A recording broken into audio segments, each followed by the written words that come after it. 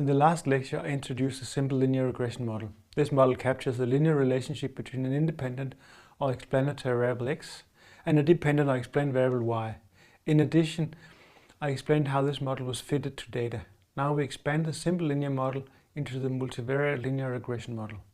For illustrative purposes, I only show a model with two independent or explanatory variables, but there's in principle no limit to how many independent variables that one can include into the model. The figure shows the hypothetical relationship between labor market earnings as a dependent variable and grade point average from high school GPA and years of education as the two independent variables. The idea behind the figure is that there's a positive linear relationship between the person's grade point average and earnings. The higher grade point average, the higher the earnings. There's also supposed to be a positive relationship between years of education and earnings. The more years of education, the higher the earnings. A natural consequence of this is that when comparing four different persons, two with the same high GPA but varying years of education, and two persons with the same years of education but varying GPA, the persons with both a high GPA and many years of education earned more than the two with only high GPA or years of education respectively. Finally, the person who has both the lowest GPA and least years of education also earns the least. Obviously, when we take the model to data to estimate the parameters of the model, the regression coefficients, only a few, if any, observations will lie on the hyperplane spanned by the three axes. Therefore, the regression model also has an error term that captures the effect of other variables over and above the effect of GPA and years of education on earnings. But when you have estimated the model with real data and presumably established positive values of B1 and B2, the model implies that on average, people with higher GPA and years of education also have higher earnings compared to people with lower GPA and/or years of education. When there are two independent variables in the model, interpretation becomes more intriguing. As we saw before, high values of both c and x implies higher values of y than high values of either just x or c. However, what if x and c are interrelated? We can easily imagine that people with higher GPA also get more years of education. So what's the total effect of GPA and years of education? Both the effect that goes through getting more years of education with a higher GPA and the effect over and above years of education on earnings. First, we have the simple model of GPA on earnings. The effect here is B. Then we have the multivariate model that includes the effect from both GPA and years of education on earnings. Here the effect of GPA beta is over and above the effect of years of education. Further, GPA and years of education are related to the regression coefficient theta, implying that the covariance between GPA and years of education is non-zero. Using the way x and c are related and inserting this for c in the multivariate regression equation and rearranging, we obtain again a simple linear relationship between x and y. But now we see that the simple effect of x and y is comprised of the direct effect beta and the indirect effect via c through the parameters gamma and theta. In order to further understand the mechanism behind the multivariate regression model, consider the diagram. The arrow from x to y indicates a causal mechanism from x to y. The effect is conveyed through the regression coefficient b.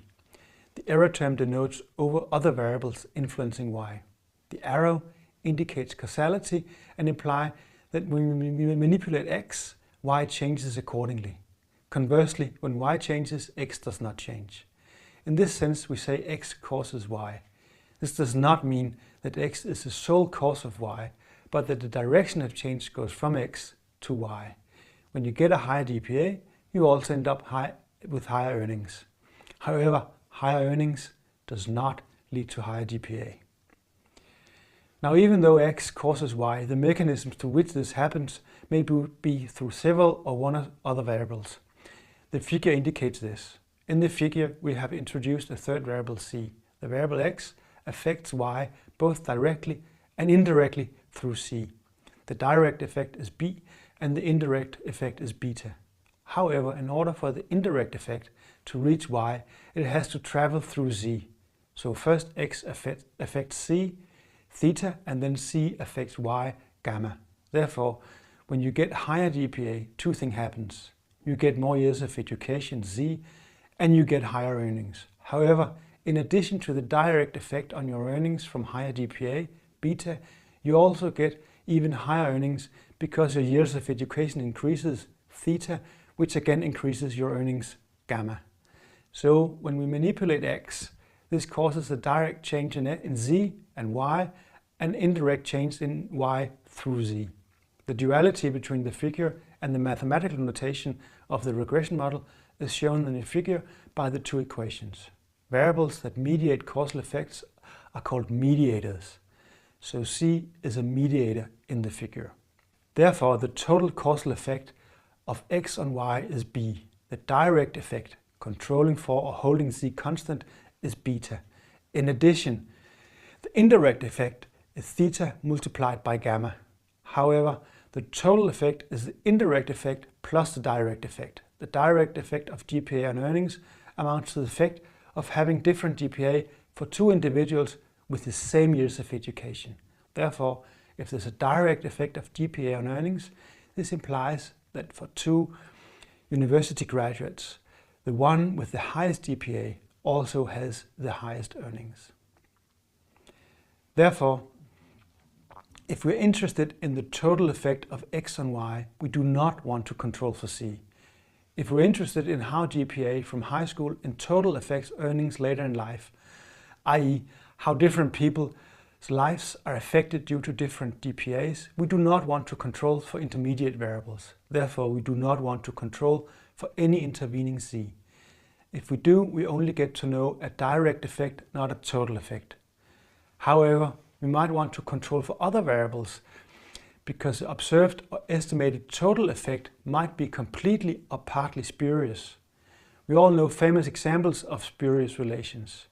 Both geographically and temporally, there's a very strong correlation between sales of ice cream and the incidence of snake bites. But ice cream does not cause snake bites, nor do snake bites cause consumption of ice cream. In our example with GPA, education and earnings, we can think of whether GPA really causes persons to get higher earnings or whether there's really due to some other variable like innate IQ. People with a high innate IQ presumably have higher GPAs and probably also higher earnings. To study this, we look at a different version of the previous diagram. Now the arrow between X and C has changed direction. The course now runs from Z to X. X, IQ, causes GPA, theta, and GPA causes earnings, B, and IQ also causes gamma or causes earning gamma. However, the important thing to note here is that if IQ is unobserved and hence not included into the model, we may erroneously believe that the total effect of GPA is the causal effect of GPA. This is not true. Only the direct effect of GPA is the causal effect of GPA. It may become clearer if we look at the equations. The system of equations are the same as before, and when we write C as a function of X, even though the causal relation runs the other way around from C to X, however, substituting for C in terms of X in the top equation and collecting terms show us how spurious relations may cause wrong causal inference. Even if beta is 0, there's a relationship between X, GPA and Y, earnings when we're not controlling for IQ, C. This is because IQ both has an effect on GPA, theta, and an effect on earnings, gamma. Therefore, if we do not include IQ in the model, we may erroneously conclude that better GPA generates higher earnings because theta and gamma are non-zero, while in reality it does not, because beta is 0. When the causal effect runs from C to X, we call C a confounder. In sum, when C is a confounder, we would like to control for the effect of C to infer the causal effect of X. However, when C is not available in our data, we cannot do this. But at least we now know what happens if we nevertheless estimate the relationship between Y and X, ignoring the effect of Z. We may find a significant effect of X and Y, beta, plus theta multiplied by gamma, even though there's no effect because beta is 0. A different way to conceive this is to look at our equations again. If C is unobserved, the effect of C becomes part of the error term in the relationship between X and Y. In addition, from the second equation, we can see that C and X are correlated. So when x and c are correlated, the effect of x on y also involves the effect of the unobserved confounder. So in obtaining the causal effect of x on y, it's essential that there are no unobserved confounders, or framed differently, that x and the error term is uncorrelated. When we estimate the slope of the regression model, we saw in the previous lecture that we did so by dividing the covariance between x and y with the variance of x. This slide proves that if the true model is indeed linear and the error term is uncorrelated with x, no confounders, then the slope is equal to the causal effect of x on y. This is a really neat result. In the absence of confounders, we know how to estimate the causal effect of x on y. How to deal with the very realistic case of confounders are the theme of the following lectures. However, for now we just celebrate the new understanding of the relationship between linear regression and causal effects. We also know what happens when there are confounders, and the error term and x are correlated, and the linear regression coefficient measure both the causal effect of x, which may be 0, and the effect of the confounders. This is shown in the last equation on the slide.